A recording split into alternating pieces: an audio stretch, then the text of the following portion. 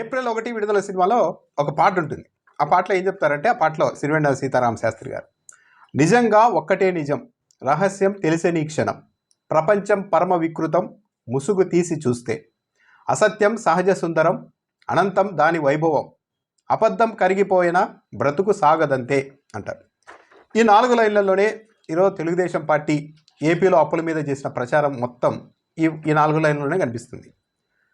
ప్రపంచం పరమ వికృతం, ముసుగు తీసి చూస్తే. ఒక 5 ఏళ్ల పాటు తెలుగుదేశం పార్టీ నాయకులు, బీజేపీ, జనసేన, పవన్ కళ్యాణ్ వీళ్ళంతా కలిసి ఎంతటి ఒక వికృతమైన అబద్ధాన్ని అప్పులపైన వికృతమని ఎందుకు చెప్పాల్సి వస్తుందంటే, నిజంగానే ఏపీ ప్రజల్ని వెర్రి పప్పల్ని చేసి మరీ ఆడించిన అబద్ధం ఇది. పరమ వికృతం అనేది తెలిసిపోయింది. ఈరోజు పయ్యావుల కేశవ్ గారు అసలు విషయం చెప్పేసేసరికి ఏపీ అప్పు 14 లక్షల కోట్లు కాదు, మా బాబు గారు చెప్పినట్లు, పురంధేశ్వరి మేడం చెప్పినట్లు 11.5 లక్షల కోట్లు కాదు, మొత్తం జగన్మోహన్ రెడ్డి హయాంలో చేసిన అప్పు కేవలం 3,39,000 కోట్లు. ఏది కార్పొరేషన్ల గ్యారంటీ అప్పులు అన్నీ కలుపుకున్నా కూడా మొత్తం ఇప్పటికీ జగన్మోహన్ రెడ్డి దిగిపోయిన నాటికి రాష్ట్ర అప్పే 6,46,000 కోట్లు అని ఆయన అధికారికంగా శాసనసభలో చెప్పేశారు. అబద్ధం కరిగిపోతే బతుకు సాగదంతే అన్నారు. ఈరోజు ఒక అబద్ధం కరిగిపోయింది. ఇంతకాలం 5 ఏళ్ల పాటు ప్రచారం చేసిన ఆ అబద్ధం కరిగిపోయింది. బ్రతుకు సాగడం లేదు అంటే అర్థం ఏంటంటే, కొద్ది కాలంగా జగన్మోహన్ రెడ్డి ఇప్పటికి 3-4 సార్లు ప్రెస్ మీట్ పెట్టారు. మీరు అప్పుల మీద అబద్ధాలు ప్రచారం చేశారు, బడ్జెట్లు అన్ని తప్పులు చెప్తూ ఉన్నారు, లేని లెక్కలు చూపెడుతున్నారని 3-4 సార్లు సుదీర్ఘంగా ప్రెస్ మీట్ పెడితే ఇతర అంశాల మీద స్పందిస్తారు. కానీ జగన్మోహన్ రెడ్డి నువ్వు చెప్పింది అబద్ధం, ఇంకో మేము చెప్పిందే నిజమని ఒక్కరు ఆర్గ్యుమెంట్ చేయడం లేదు. చివరకు ఆర్థిక మంత్రి పయ్యావుల కేశవ్ కూడా మీడియా ముందుకు వచ్చి ప్రెస్ మీట్ పెట్టలేని పరిస్థితి. అంటే ఒక అబద్ధం కరిగిపోయింది. వీళ్ళు వేసిన ఒక రంగు వెలిసిపోయింది. ఒక అబద్ధానికి ఒక రంగు వేసి 5 ఏళ్ల పాటు ఊరేగించారు, ఒక పెద్ద మేకప్ వేసి అన్నీ చేసి. ఆ రంగు వెలిసిపోయేసరికి కనీసం మీడియా ముందుకొచ్చి ఒక ప్రెస్ మీట్ పెట్టి ఇదిగో ఇది నిజమని చెప్పలేని పరిస్థితుల్లో రాష్ట్ర ప్రభుత్వ పెద్దలు, ఆర్థిక మంత్రి అందరూ వచ్చేశారు. అంటే వీళ్ళ అబద్ధం కరిగిపోయింది. అయితే ఎందుకు ఈ స్థాయిలో 5 ఏళ్ల పాటు వీళ్ళు ఈ ప్రచారం చేశారు, పని కట్టుకొని మరి ఎందుకు ఇలా చేశారు అంటే, ఎప్పుడైనా కానీ నిజాయితీగా ప్రజలకు సేవ మాత్రమే చేయాలి, ఒక రాజకీయ పార్టీగా అదే మన లక్ష్యం అని నమ్మే ఏ రాజకీయ పార్టీ కూడా ఈ స్థాయిలో అబద్ధాలని ప్రజల్లోనికి తీసుకెళ్ళదు. ఎందుకంటే ప్రజాసేవ అనేది నిస్వార్థంగా చేసేది. ప్రజలు అవకాశం ఇస్తే, నమ్మి మనల్ని అవకాశం ఇస్తే వాళ్ళకు నిస్వార్థంగా సేవ చేద్దాం అని అనుకునే వాళ్ళు, లాభాపేక్ష ఆశించని రాజకీయ పార్టీలు ఈ స్థాయిలో అబద్ధాలు ప్రచారం చేయవు. కానీ అధికారం అన్నది సంపాదించుకోవడానికి ఒక మార్గం అని నమ్మిన రాజకీయ పార్టీలే ఎలాగైనా సరే మనం అధికారంలోకి వచ్చేయాలి, లేకుంటే నష్టాలు వచ్చేస్తాయి, కాబట్టి ఎంత పెద్ద అబద్ధానైనా ప్రజల్లోనికి తీసుకెళ్ళి నమ్మించేద్దాం అన్న ఉద్దేశాలున్న రాజకీయ పార్టీలే ఈ స్థాయిలో ప్రచారం చేయగలుగుతాయి. మొత్తం ఈ రాష్ట్రం మొత్తం అప్పు మొదటి నుంచి ఇప్పటి వరకు 6.5 లక్షల కోట్లు కూడా అప్పు లేకపోతే, ఏకంగా 14 లక్షల కోట్లని ఒకరు, 11.5 లక్షల కోట్లు ఒకరని, పవన్ కళ్యాణ్ ఏకంగా జగన్మోహన్ రెడ్డికి అప్పురత్న బిరుదులు ఇచ్చేసి ఇంత దారుణంగా ప్రచారం చేశారంటే వీళ్ళు కేవలం ప్రజల సేవ చేయడం కోసం కాదు, అధికారాన్ని ఒక ఆదాయ వనరులుగా మార్చుకోవాలన్న ఉద్దేశంతోనే ఇదంతా చేశారన్నది స్పష్టంగా అర్థమవుతుంది. పైకి ఈ ఆర్గనైజ్డ్గా చేసిన ఈ ప్రచారంలో ఒక చంద్రబాబు నాయుడు గారు, ఒక పవన్ కళ్యాణ్ గారు, ఒక పురంధేశ్వరి గారు, ఈనాడు, రామోజీరావు వీళ్ళు మాత్రమే కనిపిస్తూ ఉంటారు పైకి. కానీ ఈ నెట్వర్క్ అన్నది అంత పైన లేదు, చాలా డెప్త్కుంది. ఈ సమాజంలో మేధావులుగా, మాజీ బ్యూరోక్రాట్స్గా వాళ్ళకి సహజంగానే ప్రజల్లో గౌరవం ఉంటుంది. వీళ్ళు మంచి చెప్తారు, సమాజం కోసం మంచి మాట్లాడతారు అన్న ఒక అభిప్రాయం ఉంటుంది. దాన్ని కూడా తాకట్టు పెట్టి గత 5 ఏళ్లుగా తాకట్టు పెట్టారు అని మాట్లాడాల్సిన అవసరం ఎందుకు వస్తుందంటే, ఒక పచ్చి అబద్ధాన్ని ప్రచారం చేశారు అంతా కలిసి. ఎక్కడ 6.5 లక్షల కోట్లు, ఎక్కడ 14 లక్షల కోట్లు, అది ఏంది ఆ 14 లక్షల కోట్లు కూడా జగన్మోహన్ రెడ్డి హయాంలోనే అప్పు చేసేశారు అని నమ్మించారంటే ప్రజల్ని ఎంత తిక్కవాళ్ళుగా వీళ్ళు అంచనా వేశారు అన్నది స్పష్టమవుతుంది. అలాంటి మేధావులు, మాజీ బ్యూరోక్రాట్స్ కూడా తమ గౌరవాన్ని తాకట్టు పెట్టి మరి ఈ అసత్యపు ప్రచారాన్ని ఒక పార్టీ మీద, ఒక ప్రభుత్వం మీద యథేచ్ఛగా కొనసాగించారు. అంతటితో ఆగలేదు తెలుగుదేశం పార్టీ నెట్వర్క్. ఎంత దారుణంగా పనిచేసింది అంటే, 60-70 ఏళ్ళు వచ్చి రిటైర్ అయిన వాళ్ళు కూడా ఉదయం షూ కట్టుకొని మార్నింగ్ వాక్ వెళ్ళి అక్కడ కనిపించే 10 మంది దగ్గర, ఏం జగన్మోహన్ రెడ్డి అండి, వీళ్ళు ఓటు వేసింటారు జగన్మోహన్ రెడ్డికి, కానీ ఇతన్ని నమ్మి మనం ఓట్లు వేసాము, ఎంత దారుణంగా చేస్తున్నాడు, 14 లక్షల కోట్ల అప్పు తెచ్చేశాడు, భావితరాలు ఏమైపోవాలండి, ఈ రాష్ట్రం ఏమైపోవాలి అండి అని మార్నింగ్ వాకింగ్ దగ్గరికి వెళ్ళినప్పుడు అక్కడ కనిపించిన ప్రతి ఒక్కరికి ఇదే నూరిపోయడం. అలా ప్రతి స్థాయిలోనూ ఈ నెట్వర్క్ పనిచేసింది.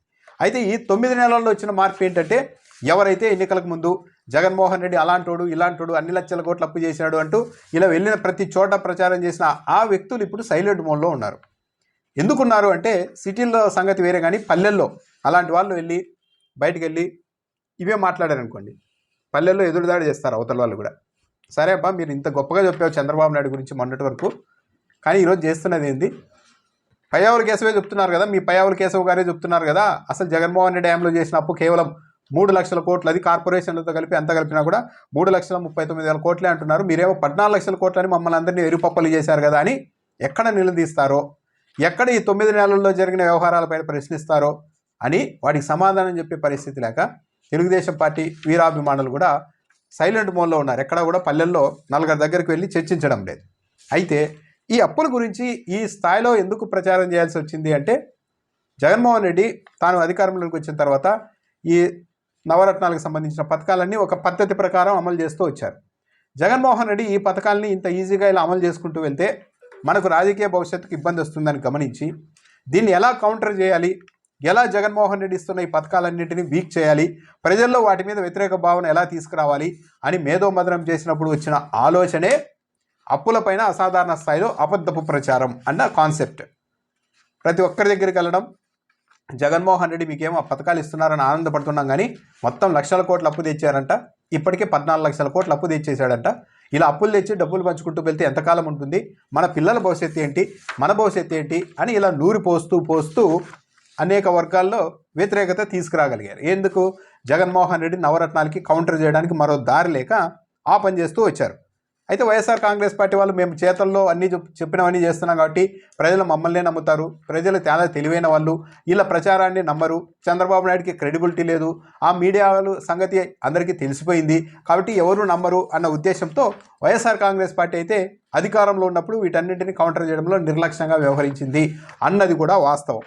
ఎందుకు ఎంత వెనుకబడిపోయింది వైఎస్ఆర్ కాంగ్రెస్ పార్టీ అంటే, ఈరోజు పయ్యావుల కేశవ్ అసెంబ్లీ వేదికగా అప్పులు అంత లేవు ఇంతే అని అధికారికంగా ప్రకటించే వరకు దాన్ని ఆధారంగా ఇగో పయ్యావుల కేశవే ఈ అప్పు ఇంత తక్కువ ఉందని చెప్తున్నారు చూడండి అని వైఎస్ఆర్ కాంగ్రెస్ పార్టీ ఎదురుదాడి చేయాల్సిన వస్తుందే. కానీ ఇంతకంటే ముందు తెలుగుదేశం పార్టీ వాళ్ళు నమ్మించిన ఆ అబద్ధాన్ని నిజమని ప్రజల్ని ఇదివరకే ఎందుకు నమ్మించలేకపోయింది YSR Congress party?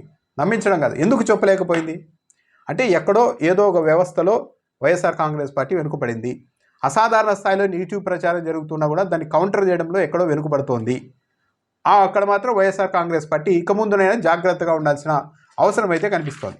Telugu Desam party, Chandrababu Naidu, BJP వీళ్ళంతా ఎలా ఉన్నారంటే, చంద్రబాబు నాయుడు తొలుత ఒక అడవిలో పాగా వేయాలి, ఒక అడవి మీద ఆధిపత్యం తెచ్చుకోవాలి అన్నప్పుడు ఫస్ట్ ఆ అడవిలో పులి ఉంది అని ప్రచారం చేస్తారు చంద్రబాబు నాయుడు గారు. ఆ వెంటనే పవన్ కళ్యాణ్ గారు వచ్చి నేను నిన్ననే చూశాను, ఆ పులి ఒక జిక్కను మెడను పట్టుకొని నోట్లో పట్టుకొని తీసుకెళ్లడం నేను చూశాను అని చెప్తారు. పురంధేశ్వరి గారు లాంటి వాళ్ళు వచ్చేసి ఈ అప్పుల విషయంలో అదే చేశారు. వాళ్ళు వచ్చేసి ఇక్కడే కాదంట, పక్క ఊరి మీద కూడా మొన్న దాడి చేసిందంట, ఒక మనిషిని ఎత్తుకెళ్ళిందంట ఆ పులి అని ప్రచారం చేస్తారు.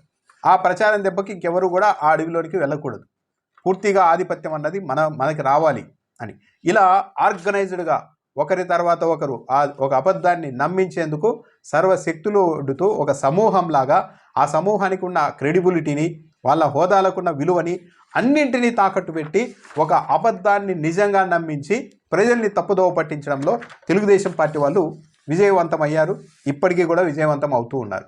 దీన్ని కౌంటర్ చేసుకోవాల్సిన బాధ్యత రాజకీయంగా వైఎస్ఆర్ కాంగ్రెస్ పార్టీ మీదే ఉంది. అయితే ప్రజలకు ఒక విధంగా సారీ చెప్పాలి, నిజంగా చిత్తశుద్ధి ఉంటే. అధికారంలోనికి వచ్చేందుకు ఇవన్నీ చేశాం, తప్పు అయిపోయిందని చెప్పాలి. కనీసం 14 లక్షల కోట్ల రూపాయల అప్పులని ప్రచారం చేసి ఇప్పుడు అందులో సగం కూడా లేదు, 6 లక్షల కోట్లని అధికారికంగా పయ్యావుల కేశవ్ గారు అసెంబ్లీలో చెప్తూ ఉన్నారంటే, అది జగన్మోహన్ రెడ్డి హయాంలో చేసిన అప్పు 14 లక్షల కోట్లు కాదు, 10 లక్షల కోట్లు కాదు, 3,30,000 కోట్ల చిల్లర, 3,39,000 కోట్లు.